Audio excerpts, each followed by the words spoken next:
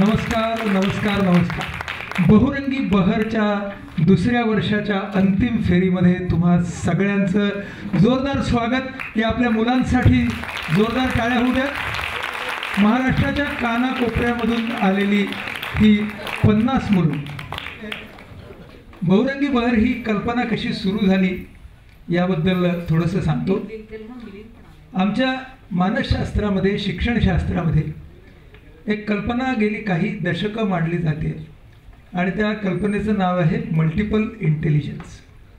याचा अर्थ असा की बुद्धिमत्ता ही जी व्याख्या आपण कशी करणार. पारंपरिक मानसशास्त्रामध्ये बुद्धिमत्तेचं मापन करणाऱ्या ज्या चाचण्या होत्या त्यामध्ये गणितामधली क्षमता, तर्कशुद्ध विचार करण्याची क्षमता, अशा काही गोष्टींचा वेध घेतला जात होता. परंतु बुद्धिमत्ता एवढीच मर्यादित आहे का? तर गार्डनर नावाचा एक सायकोलॉजिस्ट त्याने पहिल्यांदा मल्टिपल इंटेलिजन्स म्हणजे बहुरंगी बुद्धी ही कल्पना मांडली आणि त्यानं असं सांगितलं की 60च्या वर बुद्धिमत्ता आहेत. आपल्याकडे 64 कला या होताच आहेतच. तर 60च्या वर बुद्धिमत्ता म्हणजे काय? तर there are some people who are very good with figures. अंकांबरोबर काही जण हुशार असतील, तर काही जण रचना आणि फॉर्म्सबद्दल हुशार असतील, काही जण सुरांबरोबर हुशार असतील, तर काही जण रंगांबरोबर हुशार असतील. तर म्हणजे बुद्धिमत्ता ही काही एकपदरी नाही, तर ती बहुपदरी आहे. म्हणजे काही जण असतील की ज्यांच्यासमोर तुम्ही मशीन टाकलत की ते पटापट दुरुस्त करतील, पण there will be some people who will be intelligent with people. ते इतके संभाषण चतुर असतील की ते संभाषणामध्ये तुम्हाला गुंगवून टाकतील. म्हणजे बुद्धीची काही एक व्याख्या नाही. आणि हळूहळू यावरती खूप सारं संशोधन झालं आणि असं दिसून आलं की ज्यांची बहुरंगी बुद्धी आहे ते लोक एकाच वेळेला यशस्वी आणि आनंदी असू शकतात. दोन्ही शब्द महत्त्वाचे आहेत, यशस्वी आणि आनंदी. मग या बहुरंगी बुद्धीला, या मल्टिपल इंटेलिजन्सला सगळीकडे खूप महत्त्व आहे आणि शास्त्रामध्ये सगळीकडे याच्यावरती पेपर, समूह ढमुक संशोधन असं होत आहे अजूनही.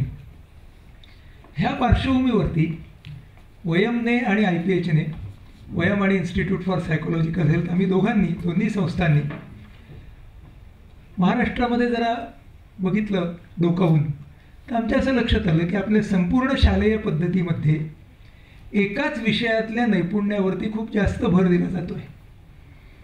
सगळ्या वार्षिकोत्सवांच्या मध्ये गणितात पहिला, खेळामध्ये पहिला, वक्तृत्वात पहिला, म्हणजे एक एक गुणाला खूप जास्त महत्त्व आहे. मग बहुरंगी लोकांचं काय होतं आहे? तर मग शाळांच्याकडून अशा तऱ्हेचा फीडबॅक आला की आम्ही 8वीत वगैरे सांगतो लोकांना, विद्यार्थ्यांना, विद्यार्थिनींना, आता एकाच वरती कॉन्सन्ट्रेट करा, बाकीचं सगळं सोडून दे. म्हणजे आपल्याला हे दिसतं की बहुरंगी बुद्धिमत्ता ही शास्त्राच्या आवारामध्ये खूप मान्य कल्पना झाली, पण व्यवहारात मग आमच्या असं डोक्यात आलं की बहुरंगी बुद्धिमत्ता ही एकतर we need to acknowledge it, त्याची दखल घेतली पाहिजे. आणि अशा तऱ्हेची बुद्धिमत्ता ज्या विद्यार्थ्यांमध्ये आहे, विद्यार्थिनींमध्ये आहे, त्यांचा आपण पद्धतशीर असा सर्वे करूया आणि त्या सगळ्यांना आपण दरवर्षी वेगवेगळे इनपुट्स देऊया. तर त्यानुसार गेल्या वर्षी आपली बहुरंगी बहर हा उपक्रम आपला सुरू झाला. गेल्या वर्षीसुद्धा शेकडोनी फॉर्म्स आले. गेल्या वर्षीची अंतिम फेरी झाली. त्याच्यातली आपली जी 50 मुलं, जशी ही 50 मुलं आज आली आहेत, तशा 50 विद्यार्थी विद्यार्थिनींमधून 10 जणांचे सेलिब्रिटीजनी, आज मी तुम्हाला ओळख करून देतोच सेलिब्रिटीजबरोबर आजच्या, त्यांनी मुलाखत घेतली आपल्या मुलांची. आणि ही फार इंटरेस्टिंग गोष्ट आहे की नेहमी आपण सेलिब्रिटीजच्या मुलाखती ऐकतो, आज सेलिब्रिटीज विद्यार्थ्यांच्या मुलाखती घेणार आहेत. तर हे सगळं छान झालं. गेल्या वर्षीचा आमचा 50चा गट आला. या सगळ्या मुलांना आम्ही गेल्या वर्षी एप्रिलमध्ये 5 दिवसाचं व्यक्तिमत्व विकासाचं शिबिर त्यांच्यासाठी घेतलं. यावर्षी पण होणार आहे. पुढची 5 वर्ष ही वार्षिक शिबिरं होणार आहेत.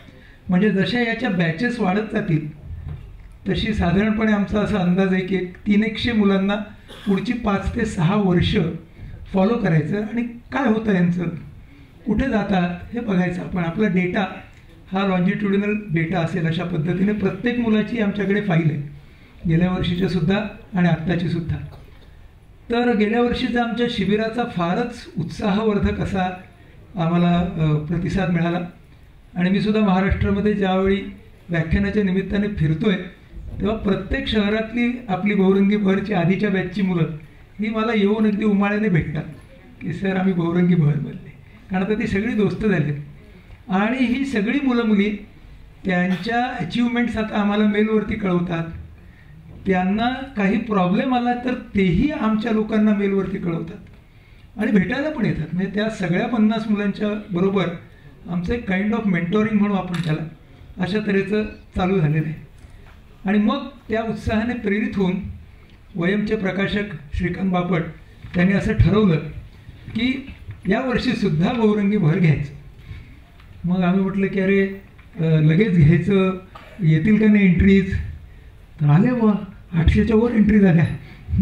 बरं आमचा जो फॉर्म आहे तो फॉर्म ह्या सगळ्या मुलांनी तो भरलाच आहे, तो थोडासा सगळ्या विद्यार्थ्यांना विचार करायला लागणार आहे. 2-1 तास बसायला लागतो फॉर्म भरत. म्हणजे तीसुद्धा एक कसोटी आहे की तुम्हाला धीर किती आहे, हां तुम्ही किती सिरियसली घेत आहे. तर तेवढे सगळे 800 फॉर्म्स आले. मग त्या सगळ्या फॉर्म्सचा अभ्यास करून आपल्या वयमच्या आणि IPHच्या टीमने ही सगळी 50 मंडळी ह्यांची निवड केली. आणि काल या सगळ्या विद्यार्थ्यांची गटचर्चेची राऊंड झाली. त्यामुळे 10-10च्या गटामध्ये 5 असे गट होते. वयमच्या संपादक शुभदा चौकरीकडे. शुभदा, काल काय झालं या गटचर्चेमध्ये? कालची राऊंड खरंच इथे असलेल्या सगळ्यांनी मिस केली असं मला वाटतं, कारण खूपच मस्त झाली. काल ही वेगवेगळ्या ठिकाणून मुलं आली होती, म्हणजे अगदी उस्मानाबाद, नाशिक, रत्नागिरी तुम्ही बघताय. पण गटचर्चेत असं बोलत होती की जणू काही ती आधीच एकमेकांना भेटलेली आहे आणि एकमेकांना छान सामावून घेऊन बोलत होती. म्हणजे एखाद्याचा मुद्दा काहीतरी अर्धवट राहिला तर लगेच दुसरा ओढून पुढे तयार. जरा विषय काय काय घेतले होते आपण? विषय आपण वेगवेगळे, अगदी काही त्यांच्या विश्वातले, काही थोडे वेगळे. म्हणजे एक निषेध कशा कशाचा निषेध करावासा वाटतो पासून कशा पद्धतीने निषेध व्यक्त करावासा वाटतो पर्यंत. नंतर खाऊ आनंदी, ऑफ पिरियड, युनिफॉर्म असावा नसावा, कसा असावा, भेदभाव, त्याला कोणत्या पद्धतीचे भेदभाव जाणवतात, कसे जाणवतात, आरक्षण, असे खूपच वेगवेगळे विषय होते. आणि कुठलाही विषय असो, मुलं अगदी गणित ऑप्शनलला टाकावे की नाही या विषयावर तर एवढी घणाघाती चर्चा झाली की नंतर म्हणजे आम्हाला वाटलं बरं झालं यांचे शिक्षक इकडे नाही आहेत. कारण सगळ्या मुलांनी कन्क्लुजन शेवटी असं काढलं होतं की गणित आम्हाला आवडेलच कसं, ते समजण्यासाठी, कुठलाही विषय समजण्यासाठी आणि त्याच्या पुढे जाऊन त्याची आवड निर्माण होण्यासाठी ते ज्या पद्धतीने शिकवलं पाहिजे तसंच आम्हाला शिकवलंच गेलं नसेल तर. आणि आपण ज्ञानरचनावादाबद्दल वगैरे एवढं सगळेजण ऐकतो. या मुलांनी इतक्या नेमकेपणाने सांगितलं की ज्ञानरचनावाद वगैरे सगळं ठीक आहे, ते लहानपणी ठोकळे मणी ठीक आहे, तुम्ही 9वीच्या वर्गात कसले ठोकळे आणता आणि 9वीच्या वर्गात ठोकळे आणून त्या ठोकाला एक्स म्हणा का, मी त्याला एक्सच का म्हणायचं, इथपर्यंत ती घणाघाती चर्चा गेली. आणि खूपच मस्त. खाऊ आनंदामध्ये सुद्धा काय काय खायला पाहिजे, फास्ट फूड ते कसं आवडतं, ते का नको, पासून पैसे खावेसे वाटतात काही जणांना, ते खाऊ आनंदे पैसे खात असतात, डोकं खात असतात आई वडील. आणि ऑफ पिरियड बद्दल बोलताना एका मुलीने सांगितलं की ऑफ पिरियडमध्ये आम्हाला जसं नेहमी शाळा वागायला सांगते त्याच्यापेक्षा वेगळं वागायला आवडतं. म्हणजे शाळा एरवी शिस्तीने वागायला सांगते पण ऑफ पिरियडला बेशिस्त वागता येतं. त्याच्या पुढे जाऊन ती मुलगी म्हणायला लागली, घरात पण असंच नसतं का? घरात आमची आई आम्हाला काही नियमांच्या आणि शिस्तीच्या संकल्पनामध्ये घट्ट बसू बघते, तेव्हा आम्ही घरात बिलकुल पाळत नाही. पण त्या संकल्पना आमच्या डोक्यात इतक्या बसलेल्या असतात की बाहेर गेल्यानंतर आम्ही शाण्या मुलासारखे त्या शिस्तीच्या संकल्पना बरोबर वापरतो. म्हणजे आई वडील आणि शिक्षक तिथे नव्हते याचा एक पुरेपूर फायदा या मुलांनी घेतलेला आहे. आणि आम्ही सगळे त्यांचे ऑब्झर्वर्स होतो, आम्ही कुठेही मध्ये इंटरव्ह्यू केलं नाही. पण आपण CCTV वरती हे सगळं कैद केलंय का? नाही, अजिबात नाही. कारण तो आमचा आणि मुलांचा करार आहे. त्यांच्या उत्तरपत्रिका पण आम्ही कोणाला दाखवणार नाही आणि त्यांची चर्चा सुद्धा आम्ही कोणाला ऐकवणार नाही. कारण मगाशी डॉक्टर म्हणाले तसं गेल्या बॅचची मुलं सुद्धा अजून कनेक्टेड आहेत आणि तो त्यांच्या आमच्यामधला एक अलिखित करार आहे की येस, इथे काय ते सिक्रेट राहणार आहे, तुम्ही बिंदास या, बिंदास बोला आणि आमचं तुमचं असं एक जे नातं आहे ते आपण टिकवायचं आहे. आणि त्यामुळं काल संध्याकाळी आमच्या सगळ्या गटासमोर असा एक यक्षप्रश्न उभा राहिला की ह्याच्यामधल्या अंतिम फेरीतल्या 10 जणांना सिलेक्ट कसं करायचं. म्हणजे रात्रीपर्यंत आम्ही खल करत बसलो होतो. हो, म्हणजे ते असं द ज्युरी इज आउट ना, तसं एकदम खल होत होत होत होत. त्यामुळे 10 जण जरी आम्ही इकडे निवडलेले असले तरी याचा अर्थ इतर मंडळी त्यांच्यापेक्षा कुठल्याही पद्धतीने कमी आहेत असं मानायचं अजिबात कारण नाही. पुढच्या 5 वर्षामध्ये जे वार्षिक इनपुट्स तुम्हाला मिळणार आहेत ते सगळ्या 50 जणांना मिळणार आहेत. आमच्या दृष्टीने 50च्या 50 मुलं बहुरंगी बहर कॅटेगरीतलीच आहेत, बहरती व्यक्तिमत्वच आहेत आणि त्याच्यामुळे हे सगळे डॉक्टर म्हणतात तसं जे जे उपक्रम होतील ते या सगळ्या मुलांसाठी आहेत. आणि यावर्षी एप्रिल महिन्यामध्ये आपला 5 दिवसाचा कॅम्प असेल आणि ज्याच्यामध्ये सिनियर्स आणि ज्युनियर्स असतील. गेल्या बॅचचे सिनियर हो, दादा ताई मंडळी असतील ना, त्यामुळे त्याचा आकृतीबंध माझ्या डोक्यात ऑलरेडी आलाय की एका गटानं सुरुवात होईल 3 दिवस, मग 2 दिवस असतील ते दोघांचे कॉमन आणि मग 3 दिवस, म्हणजे एकूण 2 दिवस ही सगळी मुलं एकत्र असतील, ज्युनियर आणि सिनियर, आणि 3 दिवस एक गट असेल, 2 दिवस दोघांचा आणि मग 3 दिवस उरलेल्यांचा. असं करत सगळ्यांना यावर्षी 5 दिवसाचा इनपुट आपण देऊ. आणि आमची मुलं त्या शिबिरामध्ये इतकी धमाल करतात आणि आम्ही आणि मुलं एकमेकांच्या खूप जवळ येतो त्या शिबिरांमुळे. त्याच्यातून एक इन्फॉर्मल जो मेंटॉरिंगचा प्रोसेस चालू होतो तो मला वाटतं खूप महत्त्वाचा आहे. भविष्यात काय होईल ते आपल्याला कळेलच. आता आपण अंतिम फेरीकडे येऊया आणि त्या अंतिम फेरीसाठी आपल्याकडे 4 फार ग्रेट असे परीक्षक आलेले आहेत. त्यांची आपण ओळख करून घेऊया आणि त्यांचं स्वागत पण करूया. तुम्हीच सांगा त्या कोण आहेत. अच्छा, आणि त्यांना अलीकडे आपण कुठे पाहतो आहोत. हां, त्यांच्या कॅरेक्टरचं नाव काय. चला, म्हणजे माझं कामच संपलं ओळख करून द्यायचं. हां, पण नीलकांतीची थोडीशी वेगळी ओळख करून देतो. आपण तुझं स्वागत करूया OM आणि IPH तर्फे. नीलू, तुझं स्वागत आहे.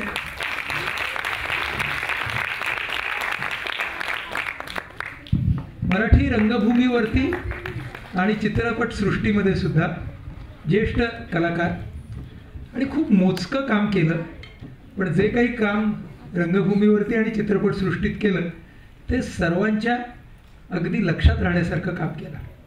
विद्यार्थ्यांच्या दृष्टीनं तिची अजून एक ओळख आहे की विद्यार्थ्यांच्यासाठी शैक्षणिक फिल्म्स आणि ऑडिओ व्हिज्युअल मटेरियल तयार करण्याचा खूप गाढा अनुभव हा तिच्याकडे अनेक वर्षांचा आहे. त्यामुळे विद्यार्थ्यांच्यासाठी ही ओळख खूप खास आहे. म्हणजेच काय की विद्यार्थी हा तिचा नेहमीच वीक पॉईंट राहिलेला आहे इतक्या वर्षांच्या मध्ये. आणि खूप विचार करणारी, पण विचार करणारी माणसं कशी असतात नेहमी भयंकर सिन्सिअर दिसतात. हां, तर तशी नाही आहे बघा. हां, म्हणजे खूपच हसते, छानपैकी सगळ्यांच्या बरोबर मिसळते. म्हणजे किती ग, माझी तुझी 35 वर्षाची किंवा जास्त 40 वर्षाची दोस्ती आहे आमची. तर या सगळ्या वेगवेगळ्या वर्षांच्यामध्ये आम्ही एकमेकांच्या बरोबर राहिलेलो. आणि एक मला तिच्याबद्दल नेहमी जाणवलेलं आहे, खूप अडचणी तिच्याही आयुष्यामध्ये आलेल्या आहेत, पण प्रत्येकाला तिनं विलक्षण ताकदीनं आणि सामर्थ्याने तोंड दिलं आहे. असं मी तिला 40 वर्षात जवळून पाहतोय. तर अशी ती खास आहे. तेव्हा ही खास परीक्षक आहे, जोरदार तिचं स्वागत करा. नीलूच्या शेजारी जे बसले आहेत ते कोण आहेत. अरे काय, माझं कामच नाही काय. हां हां, आणि मिलिंद भागवत जे आहेत ते कुठल्या चॅनलवर असतात. वा वा वा, आमची मुलं सुद्धा बातम्या बघतात.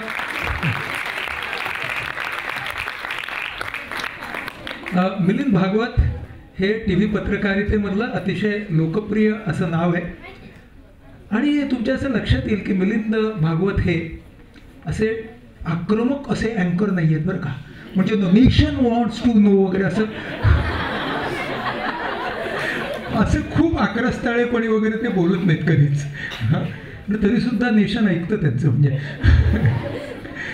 तर खूप हसतमुख चेहऱ्याचा, खूप आर्जवी पद्धतीने प्रश्न विचारून नेमकं सत्य बाहेर काढणारा अशा तऱ्हेचा मिलिंद हा पत्रकार आहे. त्याचं वयम आणि IPH तर्फे बहुरंगी बहरच्या व्यासपीठावरती खूप खूप स्वागत आहे. आता काय झालं माहिती आहे का, परीक्षक असं म्हटलं ना की सगळ्यांना वाटतं की ते जरा वयाने प्रौढ बिवढच असले पाहिजेत. आम्ही म्हटलं असे नाही, हां आपले विद्यार्थी आहेत तर सर्व वयोगटातले परीक्षकही असले पाहिजेत ना. हां नाही म्हणजे जरा तरुण दिसणारे, मग त्यापेक्षा अधिक तरुण दिसणारे असे. हां तर आपला तिसरा परीक्षक आहे पार्थ. हा पार्थ जो आहे, पार्थ मीना निखिल असं त्याचं नाव आहे. हा तरुण पत्रकार आहे. लॉस एंजल्स टाइम्स हे जे अमेरिकन वृत्तपत्र आहे त्याचा तो भारतातला कॉरेस्पॉन्डंट आहे.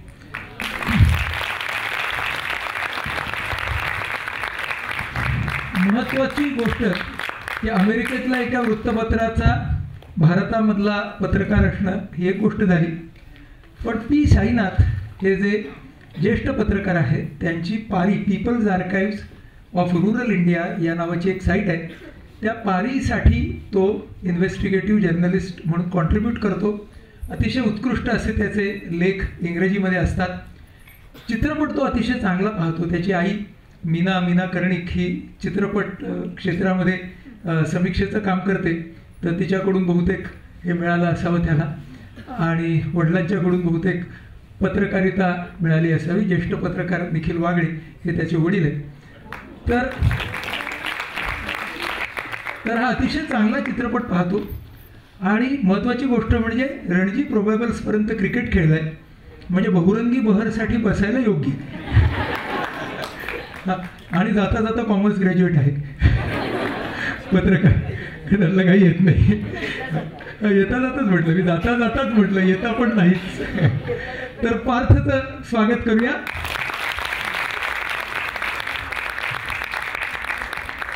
आता त्याच्यानंतर ज्या बसल्या आहेत त्यांचं नाव तुम्ही ओळखाल? वा, प्रकाश बाबा आमटे या नावाचा चित्रपट आपल्यापैकी अनेकांनी पाहिलेला आहे आणि लिहिलंय मुलांनी आवडता चित्रपट म्हणून. हां, आणि त्याचबरोबर प्रकाश आमटे हे त्यांचे कसे आयडॉल आहेत ते सुद्धा विद्यार्थ्यांनी लिहिले आहे अनेकांनी. समृद्धी पोरे लेखिका, दिग्दर्शिका, निर्मात्या आणि गमतीची गोष्ट म्हणजे वकील. हां, म्हणजे कॉमर्स, वकील, हां सर, हां science, arts. You have a balance pan. Right.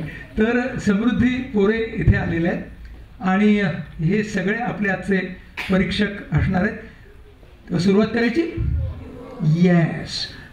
Shubhada, पहिल्यांदा कुणाला बोलवायचं आपण? पुणे का? पुण्यापासून सुरुवात करायची? हां, म्हणजे मी जरा द्विधा मनस्थितीत पडलो की पुण्यापासून सुरुवात करावी का नाही म्हणून.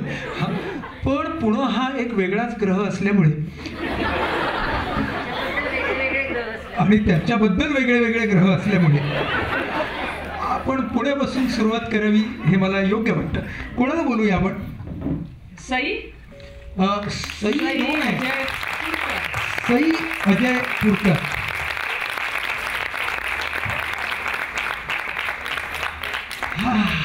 Opening batsman. या या या या या. हो, तू जरा त्यांनाही दिसली पाहिजेस एवढंच फक्त. हा, थोडी तिरकी बस. Hi Sai. Hi. How are you? Fine. एक श्वास डीप आत घे, बाहेर सो. झालं. सई, मला तुला पहिलाच प्रश्न असा विचारायचा आहे बरं का. तुझे बाबा आहेत, ते अभिनेते आहेत बरोबर, आणि त्यांचं सध्या मराठी रंगभूमीवरती कोड मंत्र नावाचं एक नाटक खूप जोरात चाललंय, हो ना? आणि त्याच्यामध्ये ते अशा ठकाठक भूमिका करतात. हां, एका लष्करी अधिकाऱ्याची बघितल्यावरच भीती वाटते आम्हाला. तुला कधी बाबांची भीती वाटली का? नाही, भीती नाही वाटलेली. बाबा मला ओरडत नाही, हां. पण म्हणजे कधीतरी खूपच दंगा वगैरे केला तर फक्त एक लुक देतो. म्हणजे त्याने लुक दिला की मग मी घाबरते. त्यांनी स्टेजवरती पण तसंच केलंय. त्यांनी एक लुक दिला की सगळे घाबरतात स्टेजवरती. पण बाबाची तुला भीती नाही वाटत? नाही. बाबा दोस्त आहे? हो, एकदम. तुम्ही दोघे जण 1 to 1 मध्ये काय काय गप्पा मारता? आम्ही तसे खरंच खूप बऱ्याच विषयांवर गप्पा मारतो. म्हणजे तो बऱ्याचदा मला तिचे इंडस्ट्रीतले किस्से वगैरे सांगत असतो. मग त्यांनी नाटकांच्या रिहर्सल केलेल्या गमती जमती आणि असं वगैरे. आणि मग मी त्याला शाळेतले किस्से सांगते, मित्रमैत्रिणींचे वगैरे. मग तुमचं बऱ्यापैकी जमतं. याच्या सगळ्यामध्ये आई मध्ये मध्ये नाक खुपसते का? नाही. वा वा, आई किती छान आहे तुमची. तुम्हाला दोघांना पण एकदम व्यवस्थित स्पेस बीस काय म्हणतात ती देते. तू तुझ्या फॉर्ममध्ये सईने काय काय लिहिलंय ते जरा आपण बघूया शोभदा. एक तर सईला सगळी जुनी गाणी आवडतात. म्हणजे तिच्या आवडीच्या गाण्यांमध्ये जी तिने लिहिली आहेत त्याच्यात आत्ताच्या जमान्याची नाही आहेत, सगळी आई वडिलांच्या जमान्यातली गाणी आहेत. नंतर तिला आवडती पुस्तकामध्ये एक तर स्वामी आहे, म्हणजे बरंच आधी गाजलेलं, आणि आत्ता गाजत असलेलं विश्वस्त. तिची रेंज आहे. मला त्याच्याबद्दलच विचारायचंय की विश्वस्त तू अख्खी वाचलीस? हो, पूर्ण वाचली. आणि म्हणजे गंमत म्हणजे मी घेतलं ते पुस्तक हातात, पहिली 10 वगैरे 10 काय जवळजवळ 50-100 पानं म्हणजे मी आधी मला लिंक लागली नाही. मग आईनी आधी ते वाचलं होतं माझं पुस्तक. ती म्हणली की तू वाचत राहा, थांबू नकोस, म्हणजे नंतर नंतर तुला लागतील सगळे संदर्भ. तर मग मी वाचायला लागले आणि मग नंतर मला इतका इंटरेस्ट आला विश्वस्तमध्ये की जवळजवळ माझं 5-6 दिवसात अख्खं संपलं. क्या बात आहे. आपण वसंत लिवाईंना कळूया की तुमचा one of the youngest readers. कितवी आहेस तू? मी 9वी. आणि कुठली शाळा? गोळवलकर गुरुजी विद्यालय, पुण्याची. वा वा वा. कुसुमाग्रजांच्या कविता तुला आवडतात असं तू लिहिलंयस? एखादी कविता? फुलाची विनंती म्हणून एक आहे. हळूच या हो, हळूच या, हळूच या हो, हळूच या. कधी पानाच्या आडतडू, कधी आणू लटके चरडू, कधी वाऱ्याच्या झोताने डोलत बसतो गमतीने. तऱ्हे तऱ्हेचे रंग किती.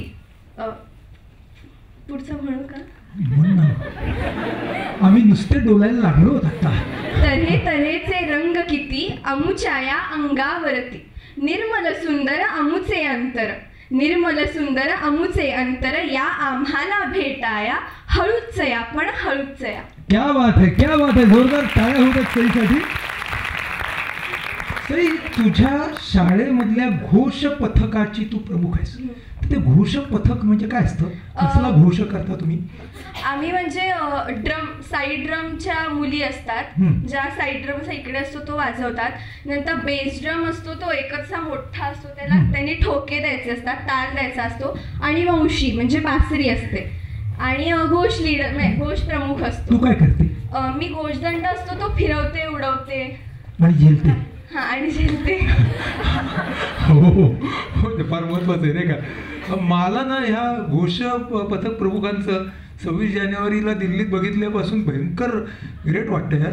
मी तो आधी उडवायचा इतक्या कॉन्फिडन्सने, पुन्हा तो झेलायचा.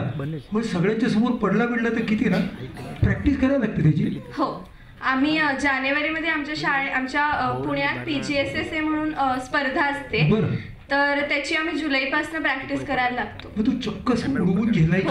हो, करते प्रॅक्टिस.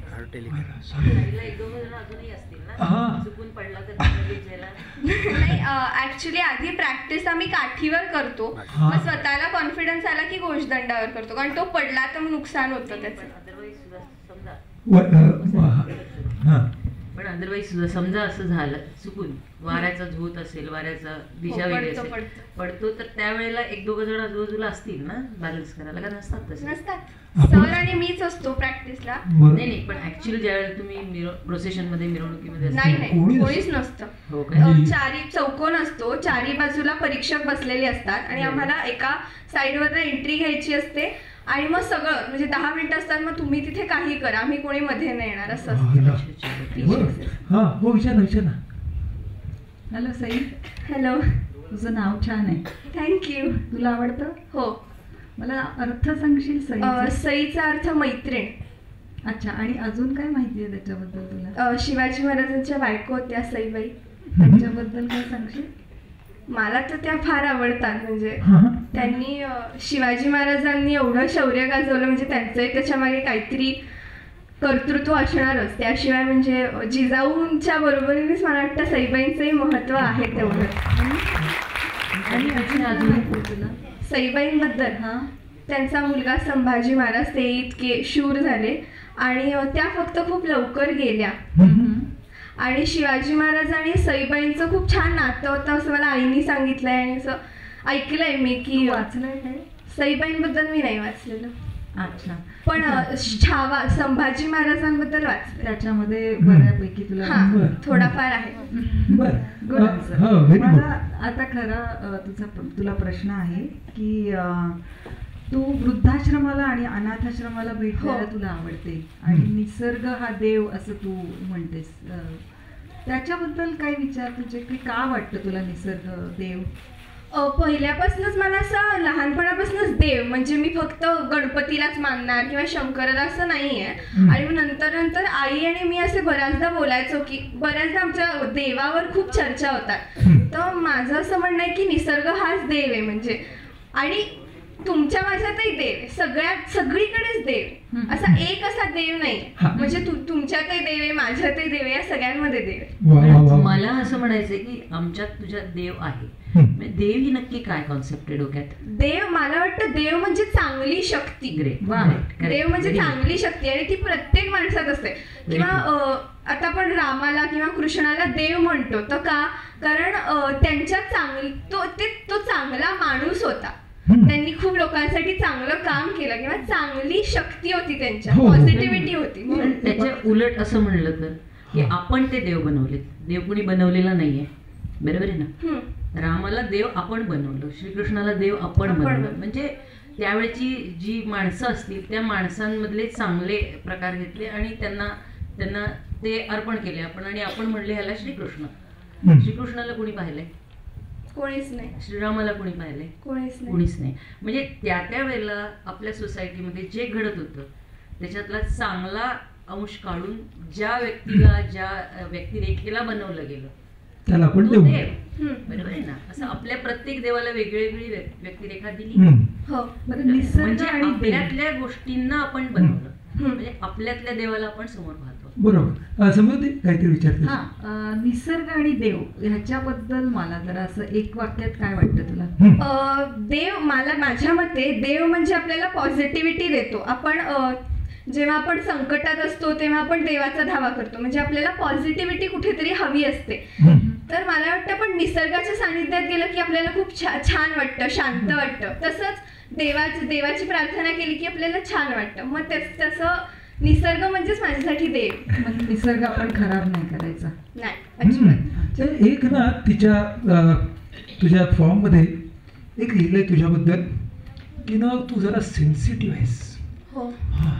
आणि मध्येच केव्हा केव्हा तुला रडू वगैरे येतं. बऱ्याचदा ना. लास्टची केव्हा रडलीस आणि का? मी परवाच रडले. अच्छा. फक्त रडू ते मला दुःखामुळे नाही आलं. ऍक्च्युली काय झालं म्हणजे आता तुम्हाला वाटेल मी जर सांगितलं तर, पण मी ठीक आहे म्हणजे सांगते. त्या दिवशी परवा आमची खो खोची मॅच होती आणि मग मी खूप दमून वगैरे आले होते, शाळेत आले होते. तर मी आपली मधल्या सुट्टीत डोकं बाकावर ठेवून झोपले होते आणि तिकडे माझ्या बेंचच्या आजूबाजूला मुलं मुली डबा खात होते. तर मला उगाच त्रास द्यायला म्हणून कोणत्या तरी एका मुलाने, माझा मित्रच आहे तो पण, म्हणजे त्यांनी माझ्या डोक्यात चिवडा टाकला, मुद्दामून चिवडा टाकला आणि मला खूप जास्त राग आला. आणि माझं असं होतं की राग आल्यामुळे माझ्या डोळ्यात खूप म्हणजे पाणी येतं, मी खूप रडायला लागते. तर मग तेव्हा मी रडले आणि मग त्याला वाजवली. पण वा वा वा. मग बहुतेक त्याने घोष केला असेल.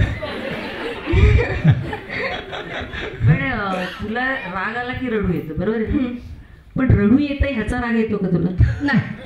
म्हणजे तुला नॅचरली वाटतं की रडू यायलाच पाहिजे. हो. आणि असं बऱ्याचदा होतं की मला काही झालेलं नसतं, माझ्या आयुष्यात सगळं छान छान चाललेलं असतं, पण तरी रडावंसं वाटतं. मग मी आईला म्हणते, आई मला रडावंसं वाटतंय. मग आई म्हणते रड, म्हणून उगाच रडते बऱ्याचदा. हो बरं बरोबर, म्हणजे असा मुहूर्त लागत नाही. हा ते तू लिहिलंय 3.5 मुहूर्त. हो, 3.5 मुहूर्त कुठले आहेत? 3.5 गुढीपाडवा एके, अक्षय तृतीया एके. अक्षय तृतीया अर्धा आहे, हा 3.5 आहे ना.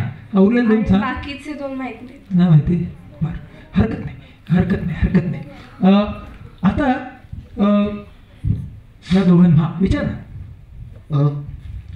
तू लिहिलंयस की तुला भारताबाहेर जाण्याची इच्छा आहे, तर कोणत्या देशात आणि का? नाहीये, इच्छा नाहीये भारत. अच्छा नाहीये. हा का? सॉरी, म्हणजे इथंच का राहायचंय? हा इथेच करायचं. मला एक तर माझा देश आवडतो आणि बऱ्याचदा म्हणजे असं मी बघते, ऐकते की सगळे लोक बाहेर, म्हणजे सगळे हुशार माणसं आपल्या भारतातली बाहेर जातात आणि तिकडे कार्य करतात, त्यामुळे त्यांच्या देशाचं नाव मोठं होतं.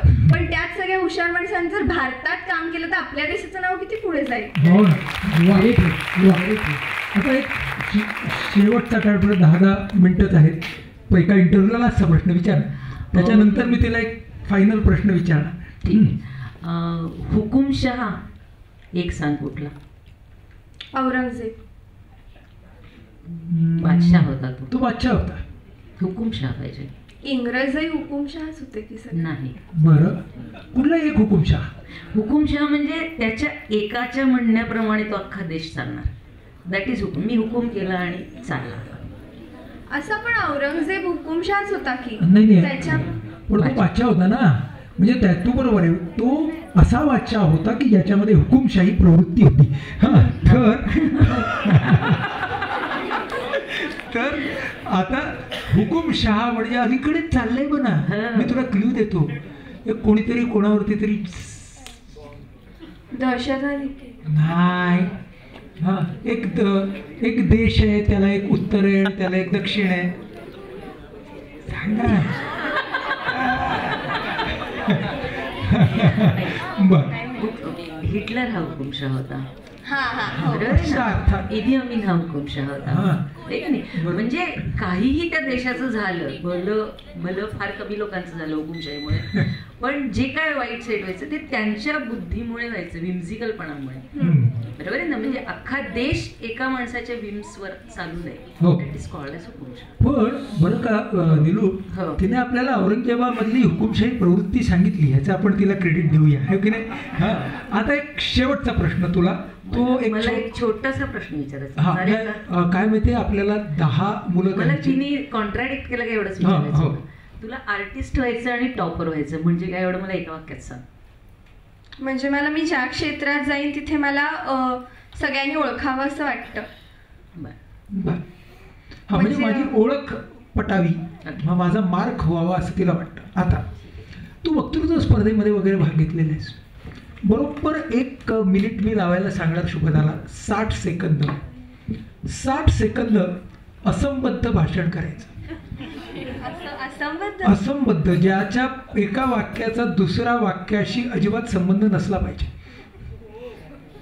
वरवणी करू शकतेस, म्हणजे जरा अधिक असंबद्ध वाटत असेल. बघा, 1 मिनिट 60 सेकंद, ज्याचा पहिल्या वाक्याचा दुसऱ्या वाक्याशी संबंध नाही असं असंबद्ध भाषण करायचं. असंबद्ध भाषण करायला खूपच सुसंबद्ध विचार करावा लागतो. Take your time. 10, 9, 8, 7, 6, 5, 4, 3, 2, 1, स्टार्ट. माझं नाव सई आहे. त्या दिवशी मला आर्या म्हणाली की आपण बागेत जाऊया.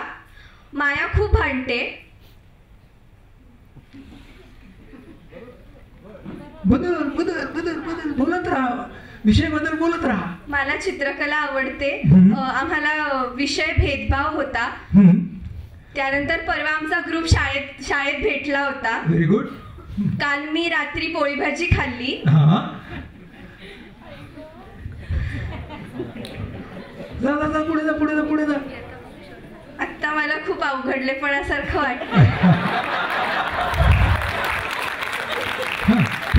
मला स्वामी हे पुस्तक आवडतं. व्हेरी गुड, शाबास. अजून एक दोन वाक्य. विषय बदल. आम्हाला विज्ञानात न्यूटन्स लॉ शिकवला. Very good.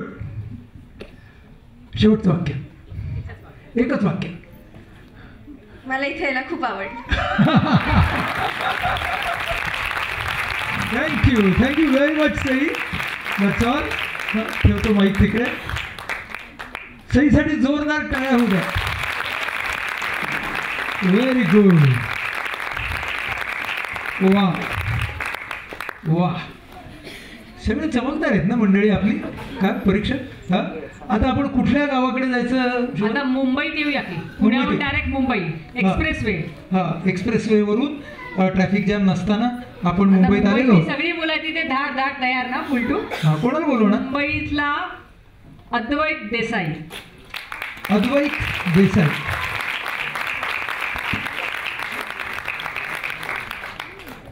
हा, अद्वैत ये. मला वाटलं यजुवेंद्र चहालच येतोय का काय. ये हळू. हा, कसा आहेस अद्वैत? शाबास. तू कुठे राहतोस राजा? गोरेगावात राहतोस. आज जेवण वगैरे केलंस छानपैकी? हो ना. माईक बघ. हा चाल. आता त्याच्याशी. हा, जेवण केलंस? काय केलंस आज? मी आज अंडा करी होती. मी आईने मिरचीत पीठ पेरून भाजी असते ना आपली, ती टाकली होती आणि मस्तपैकी गरमागरम चपाती होती. आणि मग आई जेवताना म्हणाली जरा चांगले कर बरं का आज, असं काही म्हणाली का? ऍक्च्युली आम्ही ह्याच्याबद्दल जेवताना चर्चा करत होतो, आज काय काय गप्पा होतील, काय काय होईल याच्याबद्दल. तू बुद्धिबळ खेळतो ना? हो. हा, तू बुद्धिबळ कसं काय खेळायला लागला रे? ऍक्च्युली लहानपणीपासून मला बुद्धिबळ खेळायची आवड होती. लहानपणी म्हणजे किती लहानपणी? ऍक्च्युली मला लक्षात नाही, साधारण 5 वर्ष असेल. हा, त्यावेळेला मी बुद्धिबळ प्रबोधन आहे आमच्या इकडे गोरेगावाला, तिकडे आम्ही क्लासला जायचो. तर त्यावेळेला बुद्धिबळ बऱ्यापैकी जमायचं. त्याच्यानंतर माझ्या बाहेर परदेशात गेलो, त्याच्यामुळे माझं बुद्धिबळाशी हे तुटला. आणि त्याच्यानंतर परत जेव्हा इकडे आलो तेव्हा मी जिकडे गावाला गेलेलो तिकडे एक टुर्नामेंट होती. म्हटलं की असंच मजा म्हणून खेळूया. तर मी जेव्हा खेळलो तेव्हा माझं बुद्धिबळात खूप इंटरेस्ट आला आणि मग त्याच्यानंतर मी आता कंटिन्युअसली बुद्धिबळ खेळतो. आणि तुझा आयडॉल आहे ना बुद्धिबळातलाच, काय रे त्याचं नाव? Magnus Carlsen. Magnus Carlsen. आणि तू त्याला बघितलं पण आहे? हो. आणि तू त्याच्यावर एक डाव खेळला पण आहे? हो, खेळतो. कसं वाटलं रे खेळताना?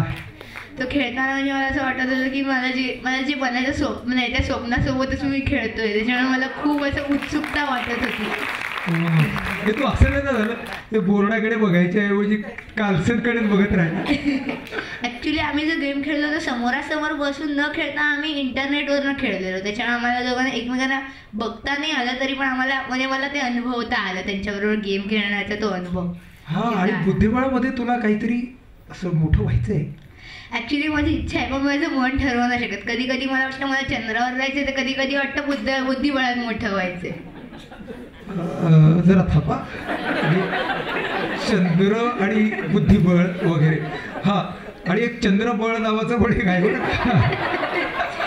असतं तर मला ते करायला जाम मजा आली असती. हो रे. हा, पण मला तुला असं विचारायचंय बरं का मित्रा, तू लिहिलंयस की MSD तुझा आवडता चित्रपट आहे, हो ना? हो. MSD मधला कुठला प्रसंग तुला आवडला? मला तो MS धोनी मधला जेव्हा तो धोनी स्वतःवरती मी कॉन्फिडन्स गेम करून त्याच्यानंतर तो स्वतः नीट खेळायला लागला, त्याने त्याची स्वतःची प्रॅक्टिस केली, तयारी केली आणि त्याच्यानंतर जेव्हा चांगला खेळायला लागला तो इन्सिडेंट तो मला खूप आवडला. बरं, का रे, का आवडला? कारण का त्यात त्याची जिद्द आणि त्याचं सगळं दिसून येतं. बरं, आणि तुला जनरली MSD आवडतो? हो. हा, का आवडतो? कारण का त्याचा शांत स्वभाव. शांत स्वभाव. बरं, आणि त्याची विकेट किपिंग. बरं, आणि त्याच्याकडून तो छान खेळणारी बॅटिंग, हे सगळं मला त्याचं खूप आवडतं. आणि म्हणून तो तुला आवडतो. नेचर ऑलिम्पियाड काय असतं रे? ऍक्च्युली आमच्या शाळेतून म्हणजे आता मी 7वीत आहे, मी 5वीत असताना एक परीक्षा होती. म्हणजे लहान असताना. तर ती परीक्षा होती. ते परीक्षेसाठी आमचे फॉर्म आलेले. म्हणले की काय मी परीक्षा त्यावेळेला माझी होमी बाबाची विचार केला, होमी बाबाची तयारी होईल 6वीची. मग मी ती परीक्षा सहजच दिली. त्या वर्षी मी प्रयत्न केला की पण काय फारसं यश आलं नाही.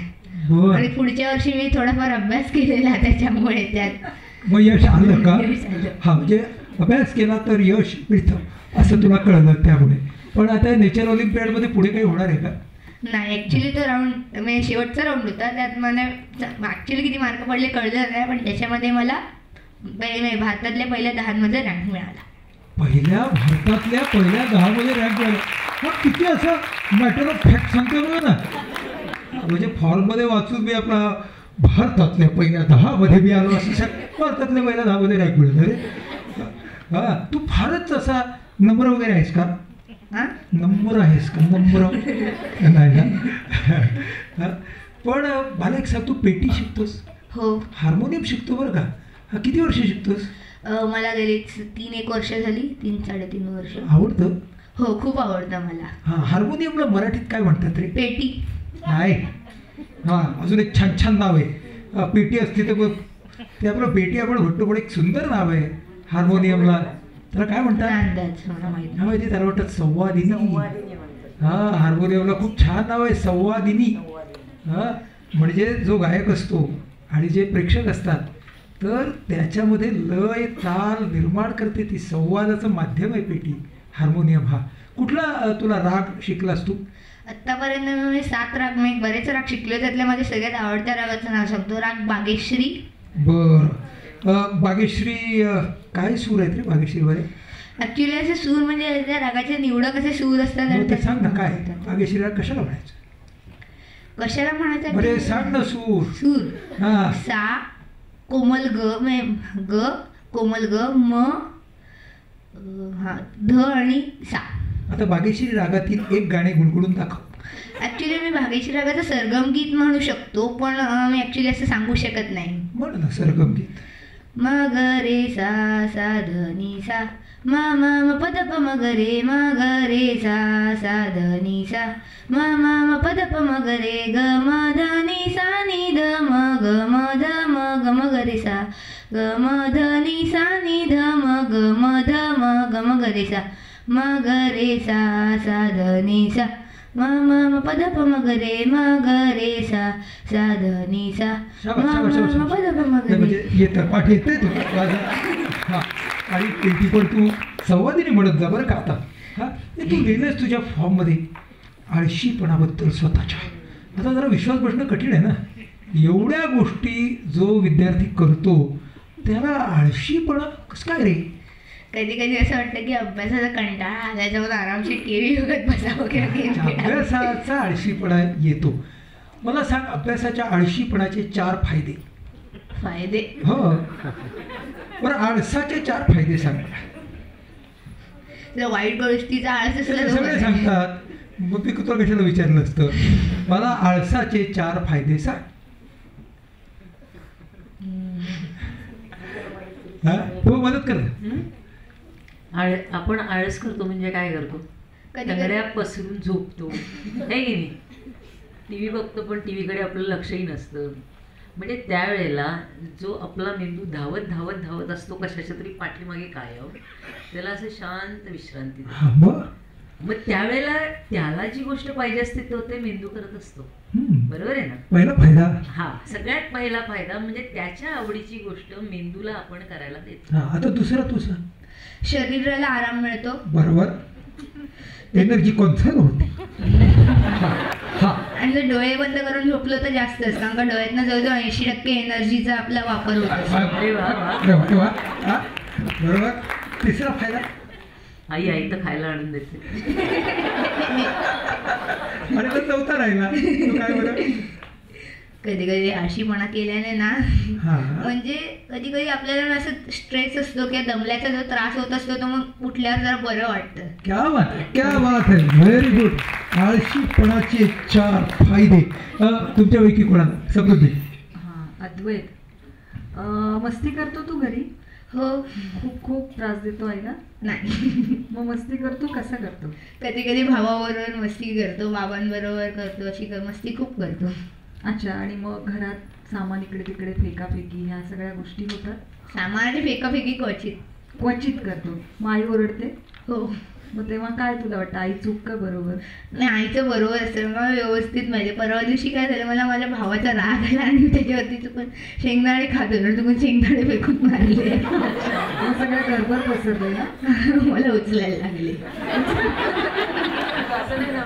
तरी बरं शेंगदाणेच होते, म्हणजे जरा हलकं वजनाने हलका पदार्थ होता. पण मग काय म्हणतो आईला? सॉरी म्हणतो नंतर का कसं मिटलं कसं ते?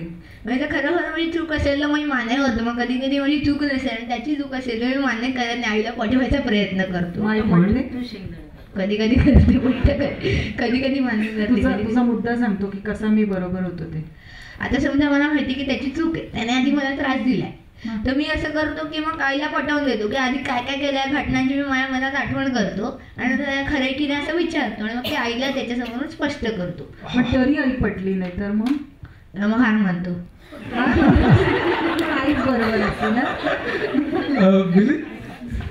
हा अद्वैत, तुझ्यातल्या तिन्ही चारही गोष्टी मला खूप आवडल्या. म्हणजे एकतर तुला बुद्धिबळ, पेटी आणि वाचन आणि अभ्यासामध्ये इंग्लिश, इतिहास, विज्ञान आणि गणित. मला सांग की बुद्धिबळ, पेटी या दोन्ही करता लागणारी एक कॉमन गोष्ट काय? पालकांचा सहभाग, मागून पाठिंबा. आणि तुझ्यातली गोष्ट? तुझ्यातली आई बाबांची तर ते येतीलच तुला सोडायला, क्लासला आणायला वगैरे वगैरे. कॉन्सन्ट्रेशन, सातत्यता आणि त्याच्यामध्ये मागे मेहनत, लगन. कारण मेहनत आणि लगन पुन्हा वेगळ्या वेगळ्या गोष्टी आहेत नाही का? बर, तुला IIT मध्ये जायचंय मोठं झाल्यावरती असं लिहिलंय. IITच का बरं? मला आवडतं. लहानपणीपासून मी आत्तापर्यंत 2 युनिव्हर्सिटी, मी 2 मोठी कॉलेज बघितली आहेत. एक पाटकर कॉलेज, तिथे मी माझे होमिओपॅथीचे जे प्रकल्प होते ते बघायला गेलेलो, आणि एक IIT बघितली. म्हणजे तिकडे थोडेसे असे हे आपले वेगळे असे रोबोट्स वगैरे असे केलेले होते ते बघायला गेलेलो. तर त्या दोन्हीमधलं मला IIT आवडलं. आणि लोकांकडून सुद्धा IIT आणि बाबांकडून खूप ऐकलेलं आहे. माझे बाबा सुद्धा मी IIT मध्ये होते, तर मला IIT खूप आवडतं म्हणून IIT. हा, मला असं विचारायचं तुला की शिक्षक टर उडवलं तर काय असं होतं, तर नक्की काय घडतं? म्हणजे शिक्षक कशाबद्दल टर उडवतात? ऍक्च्युली आमच्या इकडे फारच क्वचित होतं, पण आमच्या इकडे एकदा असं झालेलं की म्हणजे मी पेटीच्या क्लासला जातो. तर ऍक्च्युली मला शाळेत असं कोणी उडवलेली नाहीये, पण मी तिकडे पेटीच्या क्लासला जातो. तिकडे असं झालं, म्हणजे एक दादा असतो, तो म्हणजे सर जेव्हा नसतात तेव्हा तो क्लास सांभाळतो. तर एकदा मी एका माझ्या मैत्रिणीला नोटेशन दिलेलं, तो म्हटलाय चुकीचं आहे, आणि त्या मला ओरडलं चुकीचं नोटेशन दिल्याबद्दल. आणि त्याच्यानंतर मी थोडा सर येईपर्यंत वाट बघितली आणि मग सरांना सांगितलं, सरांना विचारलं, सर हे नोटेशन मी बरोबर दिलं की चुकीचं दिलं आहे, मला सांगू शकाल का? सरांनी पण 2 मिनिटं विचार केला आणि म्हटली की अरे अद्वैत हे नोटेशन बरोबर दिलेस, कोण म्हटलं चुकीचं दिलंय? मग मी सांगितलं की त्यात जो दादा आहे त्याने चुकीचं असं दिलंय असं सांगितलं. त्याच्यामुळे मी त्याच्यात सुद्धा असंच उत्तर दिलं की संधी मिळेल तोवर थांबेन. अच्छा, पण टर उडवणं म्हणजे खरं असं नाही, ह्याला टर उडवणं म्हणत नाही, चिडवणं अशा अर्थाने काही म्हणजे शिक्षक तुझी खिल्ली उडवतात. लोक म्हणजे तुझे मित्रमैत्रिणी बसलेले असताना आपण म्हणतो एखाद्याचं झालंय असं कधी झालंय का? म्हणजे ते झाल्यानंतर आपल्याला असं वाटतं की आपण एवढ्या मुलांसमोर आपल्याला थोडं इन्सल्टिंग वाटतं, आपल्याला ह्युमिलिएशन होतं, आपला थोडासा चेहरा पडतो, आणि मग अशा वेळेला वाटतं की शिक्षक मोठे आहेत, त्यांचा आदर केला पाहिजे, मग आपण काही बोलू शकत नाही. ऍक्च्युली तो असताना कधी कधी एकदा झालं की एका मित्राला माझी वही हवी होती काहीतरी बघायला, शाळेमध्ये नाही पेटीच्याच क्लास. तर मग ती वही मी पास केली. तर तो दादा होता, तो ओरडला, उगाच कशा वही पास करायला लावतोस, ऍक्च्युली तू वही दिली पाहिजे तुला द्यायची आहे तर. म्हणजे त्याला ओरडणं असंच पार्थ. तुला काय विचारायचंय? तू 10 वर्षांनी कुठे असेल इकडे म्हटलंस, आरोग्य चांगलं असेल असं आपलं एक हे आहे, ते तुला स्पेसिफिकली का म्हणा असं वाटलं? म्हणजे जनरली 22-23 वर्षी असतं आरोग्य चांगलं लोकांचं. आता कळलं ना आरोग्य चांगलं असं का लिहिलंय ते? ऍक्च्युली तुम्ही म्हटलं तर भाग खरंच बरोबर आहे. हा का लिहिलंयस तू आरोग्य चांगलं ठेवेन असं का लिहिलंयस? हा असेल तर कारण का मला असं वाटतं की आता मी ऍक्च्युली असायला पाहिजे त्यापेक्षा थोडा बारीक आहे, जे मला सुधारायचे. त्याच्यासाठी मी माझं 7वीचं वर्ष सुद्धा तेच काम करण्यासाठी वापरतोय. त्याच्यामुळे मग ते आरोग्य जे चांगलं करेन ते मला तोपर्यंत टिकवून ठेवायचे आणि त्याच्यानंतर त्यावेळेला चांगलं. काय करतोयस तू आरोग्य, शारीरिक आरोग्य कमावण्यासाठी? म्हणजे मला असं दिसायला लागलं की बुद्धिबळाचा पोट उचलून असा ऍक्च्युली आरोग्य चांगलं करण्यासाठी मी सध्या तरी काही प्रयत्न ऍक्च्युली करत नाहीये, पण माझ्या मनात असा विचार आहे की रोज सकाळी उठून बॅडमिंटन खेळायचं विचारते. पण बुद्धीला चालना देतोय म्हणजे सध्या. हाय अद्वैत, तुझ्या आवडीची गाणी कुठली सांगितलीस तू? मी इकडे बेसब्रिया आणि पडोगे लिखोगे ही 2 गाणी सांगितली MS धोनी मधली. अच्छा, म्हटलं कट्यार काळजात घुसली हा चित्रपट सगळ्यात जास्त आवडतो. कट्यार काळजात घुसली आणि MS धोनी हे दोन्ही चित्रपट. ठीक आहे, कट्यार काळजात घुसलीचं गाणं एखादं तुला आठवतं? ऍक्च्युली मला आठवतं पण मला म्हणता येणार नाही. म्हणता येणार? कुठलं म्हणता येणार? ऍक्च्युली ती गाणी मला पाठ आहेत, पण माझ्या स्वर म्हणजे मी जे म्हणतो ना, तर माझा आवाज खूप खालच्या पातळीत आणि मला एवढ्या वरच्या पातळीत नेता येत नाही. त्याच्यामुळे मला ती गाणी म्हणायला जमत नाही. मी प्रयत्न करून बघितलाय घरी, पण ते फारच गाणं. एक छोटासा प्रयत्न. मी काय म्हणतो, खालच्या पातळीतलंच गाणं आपण घेतलं तर स्वातंत्र्य आपल्याला. म्हणजे आपण आवडत नसेल कदाचित, पण तुझ्या पट्टीत पट्टीत म्हणून दाखव तुला. म्हणजे आपली परफॉर्मन्स. बेसब्रियाचं पण म्हटलं तर चालेल. कुठलंय? बेसब्रियाचं म्हटलं तरी चालेल. पडोगे लिखोगे चालेल. बरं, तुला जे आवडेल. तुला जे आवडेल. 1 मिनिट विचार करतो जरा. हा 1 मिनिट रे, फक्त 30 सेकंद मिळतील. चालू कर. सुखाती हो नीलदम रुकदा, सुखाती हो नीलदम रुकदा, कर दुख पीडावा जगधारी, शिव भोला भंडारी, शिव भोला भंडारी, शिव भोला भंडारी, शिव भोला भंडारी. वा, very good, thank you so much. अद्वैतसाठी जोरदार टाळ्या होऊ दे. आणि पुढच्या वर्षी एप्रिलमध्ये हा जेव्हा येईल तेव्हा त्याला बघणार आहे मी बरं का, त्याचं शारीरिक आरोग्य किती सुधारलं आहे. तिसरं कोणाला बोलवायचं आपण? तिसरं आपण एका अशा मुलीला बोलूया तिने ऑलरेडी या स्पर्धेसाठी काहीतरी सोडून आली. इंटरमिजिएट ड्रॉइंगची परीक्षा आहे. बरं.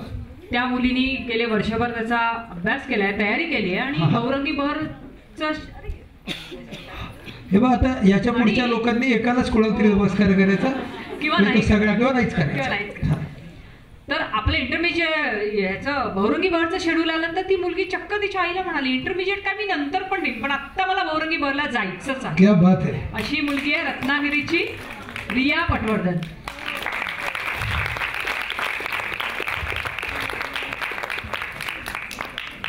रत्नागिरीची रिया पटवर्धन. ये रिया.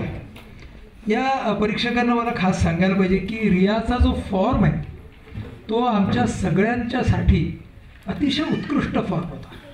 म्हणजे त्याच्यावरती तिथं छोटी छोटी छोटी अशी चित्र काढलीत भरता, जे फॉर्म भरत असताना मी परीक्षकांना दाखवतो. अतिशय सुंदर तुम्ही सगळेजण पहा, तिचा फॉर्म आहे. छोटी छोटी डुडल्स काढली आहेत तिने तिच्या प्रत्येक उत्तराला साजेशी आणि अतिशय सुंदर अक्षर सुद्धा आहे. फारच छान अक्षर, फार सुंदर. यावेळेच्या सगळ्याच मुलांची अक्षरं फार छान होती. मला ते काही कळलं नाही की कशी काय बाबा एवढ्या सगळ्यांची 800 एंट्रीज मधल्या बहुतांश मुलांची अक्षरं सुंदर आणि या 50शी ते एक सुंदर. म्हणजे ह्याच्यातले फारच कमी लोक डॉक्टर होतील असं माझ्या लक्षात आलेलं आहे.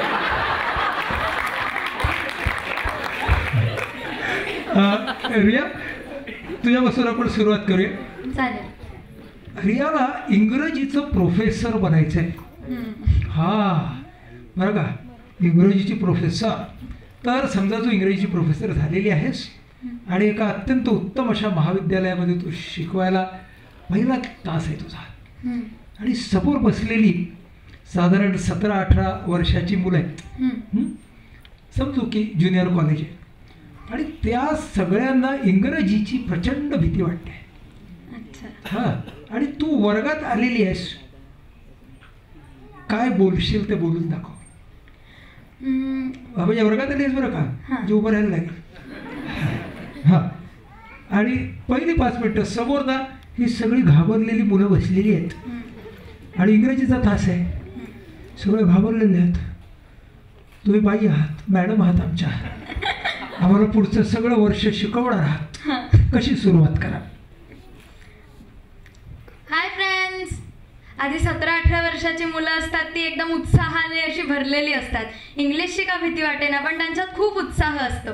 त्यामुळे तो जागृत करण्याचा मी प्रयत्न केला. तुम्हाला थिअरी नको सांगू. ओके. परफॉर्मन्स. हा, मी एखाद्या त्यांच्यातल्या मुलाला उठवेन आणि म्हणेन की तुम्ही तुम्हाला इंग्लिशची का भीती वाटते? तुम्ही कोणी पुस्तकं वाचलेत का वेगवेगळी? एखादं सांगेल कोणी फेवरेट रायटर वगैरे असेल तर मी विचारेन की ठीक आहे, तू याचं वाचलंयस. मग त्यांना वेगवेगळ्या इंटरेस्टिंग स्टोरीज मी बोलेन. तास इंग्रजीचा असताना तू मराठीत का बरं बोलतेस असं कोणी विचारलं तर? तास इंग्रजीचा आहे. मी आधी त्यांना व्यवस्थित याच्यात कॉन्फिडन्समध्ये घेण्याचा प्रयत्न करेन. म्हणून मी त्यांची जी लँग्वेज असेल, म्हणजे मेन हिंदी असेल, एखाद्या मोठ्याची फर्स्ट लँग्वेज जी कॉलेजची असेल त्या लँग्वेजमध्ये बोलेन आणि मग इंग्लिशमध्ये बोलायला सुरुवात. असं लॉजिक आहे त्याच्या मागे. बरं, म्हणजे तू त्यांना विश्वासात घ्यायला पहिल्यांदा जी त्यांची भाषा आहे ती हे करशील आणि मग इंग्रजी मध्ये जाशील. इंग्रजीतली पहिली 2-4 वाक्य काय असतील तुझ्या तासाची इंग्रजीतली? Hello friends, how are you feeling now? I know you all have very much feared about the subject English, but no need to fear about it, because when my professor is there for you all for teaching, then you can study it with very much not with any much grievance on your faces, but you can feel very much enjoyment in that subject. And I would like to teach you all, and I will teach you many things from which you will get many experiences, and I hope that you will like my teaching. You like my teaching असं तू त्याला सांगशील. चांगला प्रयत्न होता. हा, टाळा द्यायला हरकत नाही. हा, आता बस. ऍक्च्युली मी तेव्हा प्रॅक्टिस करून जाईन जरा. आता मला काहीतरी नव्हतं म्हणून थोडा मी गोंधळले असते, पण मी प्रॅक्टिस करून जाईन तेव्हा नक्कीच. हो. तुला टेन्शन मध्ये अजिबात जाऊ नकोस ग. हा, तर अजिबात काही हरकत नाही. आता मी तू मराठीत येतो मी डायरेक्ट. हा, तुला कविता आवडतात आणि विंदा करंदीकर तुझे आवडते कवी आहेत असं तू लिहिलंयस. तर विंदा करंदीकरांच्या दृष्टीनं हे वर्ष खूप स्पेशल आहे. तुला माहिती आहे काय या वर्षी? नाही. विंदा करंदीकरांच्या संदर्भात काय आहे या वर्षी? नाही, मला काहीच अंदाज नाही. विंदा करंदीकरांची जन्मशताब्दी आहे हे वर्ष. म्हणजे विंदा करंदीकरांची एकतरी कविता, तिच्या काही ओळी म्हणून दाखवशील? हो, चालेल. ही कविता ऍक्च्युली खूप फनी आहे, त्यामुळे मला याची तयारी करून आली आहेस. त्यामुळे ती चांगल्या लक्षात राहिली माझ्या. म्हणून कवितेचं नाव आहे अजागळ अण्णा. अजागळ अण्णांच्या बुटात कोण? 2 झुरळे 1 गुण. अजागळ अण्णांच्या खिशात काय? उंदीर काढतो बाहेर पाय. अजागळ अण्णांची टोपी कशी? चिमडी घरटे बांधेल अशी. अजागळ अण्णांच्या हातात पाहू मुलांसाठी मणभर खाऊ.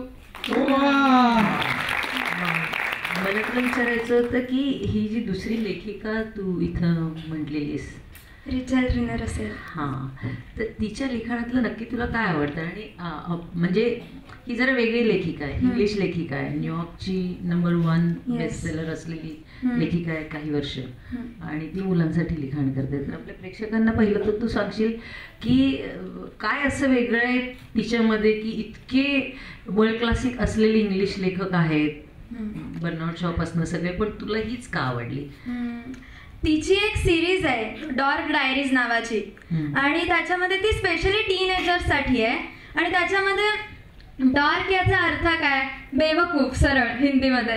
पण जो खूप एक्सायटेड आहे आपल्या लाईफच्या गोष्टी सांगण्यासाठी, म्हणजे जाणून घेण्यासाठी वेगळ्या बाकीच्या लोकांच्या गोष्टी, आणि ज्याला एकदम असं उत्साहाने भरा पड आहे असा, त्याला डार्क म्हणतात.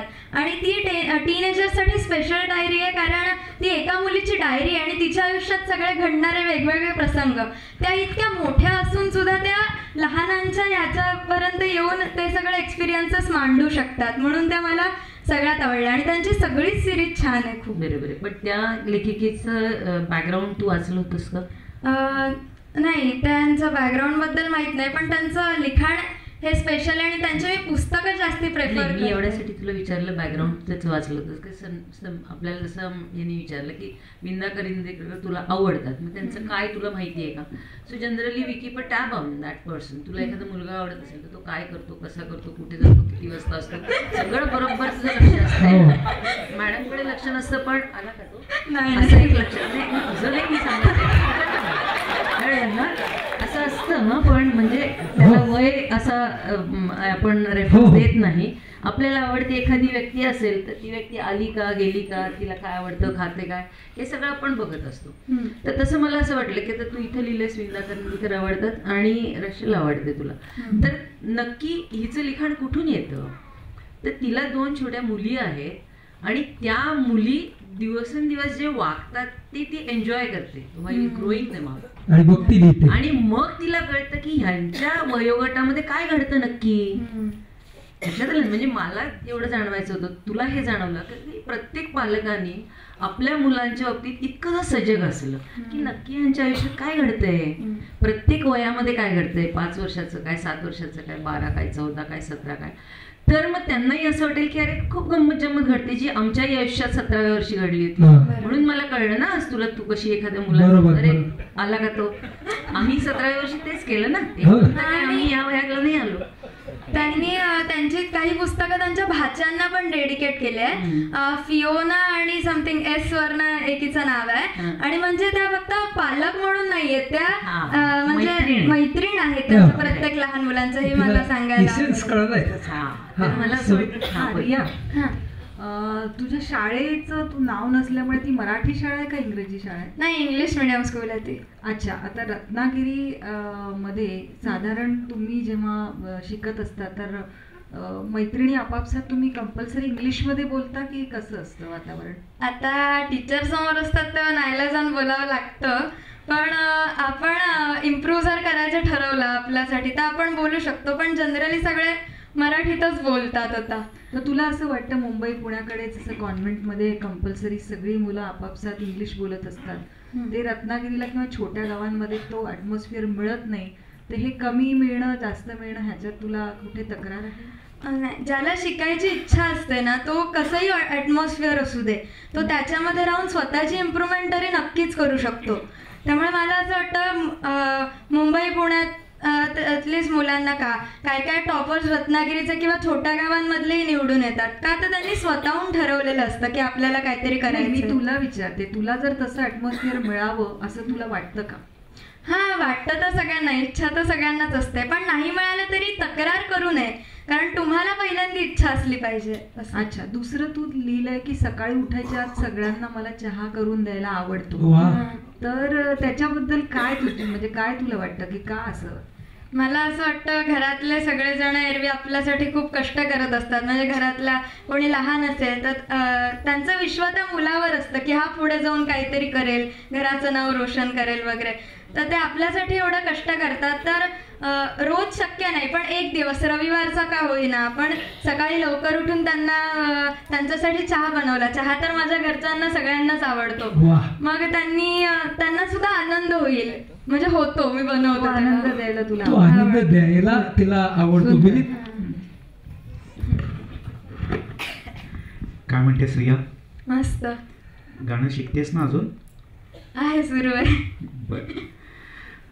तू असं म्हटलंस की तुला स्टोरी रायटिंग आवडतं, तर तू कुठल्या प्रकारच्या स्टोरीज लिहितेस? कथा, लघुकथा, दीर्घकथा, काय लिहितेस? मी आता एक दीर्घकथा लिहिली आहे इंग्लिशमधनं, गॅम्बिया हिल्स नाव आहे त्याचं, थोडी मिस्ट्रियस कथा अशी लिहिली आहे. आणि एक मी आता हिंदीमधनं असं पुस्तक लिहिण्याचा प्रयत्न करते, कादंबरी टाईप छोटी, अजनबी असं नाव आहे त्याचं. क्या बात आहे. तो मी प्रयत्न सुरू आहे. अजनबी कोण? पण आम्हाला सांगू शकशील का? ती अजनबी आहे. ती अजनबी आहे. मला वाचायला देशील? पण मग ती म्हणजे समृद्धी, तुला स्क्रीन प्ले वगैरे पुढे मिळण्याची शक्यता आहे बरं का, हा या अजनबीचा. पार्थ तुला नाही विचार तू विचार त्याला नाही विचार. नाही, मी विचारायला नाही, मी तुझं कौतुक केलं खरं. तुला आत्ता या क्षणी आमच्या 4 परीक्षकांमधनं कुठला प्रश्न विचारावा असं तुझ्या मनात आहे? माझ्या मनात मला तुम्ही एखादं गाणं म्हणायला सांगावं असं मला वाटतं, कारण मी त्याची प्रॅक्टिस करून आली. ठीक आहे, चला होऊनच जाऊ दे. मी खरं तर लिहून ठेवलं होतं, कारण मी तुझं गाणं ऐकलेलं आहे 2 वेळेला, तर त्याच्यामुळे मी मगाशीच लिहून ठेवलं होतं इथे की मी बाकी कोणी नाही विचारलं तरी मी तुला म्हणणार आहे की तू एक गाणं म्हण.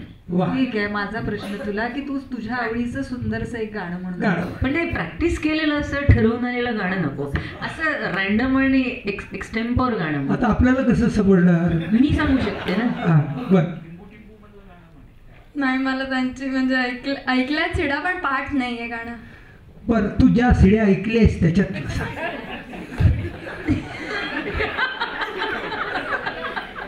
हां जुना म्हणू. मस्त जुनं म्हण. वो चांद खिला वो तारे हंसे ये रात अजब मतवारी है, समझने वाले समझ गए हैं, ना समझे वो अनारी है. वो चांद खिला वो तारे हंसे ये रात अजब मतवारी है. वाह, thank you Neha, thank you so much. खूपच छान, मस्त. रत्नागिरीचा हापूस आंबा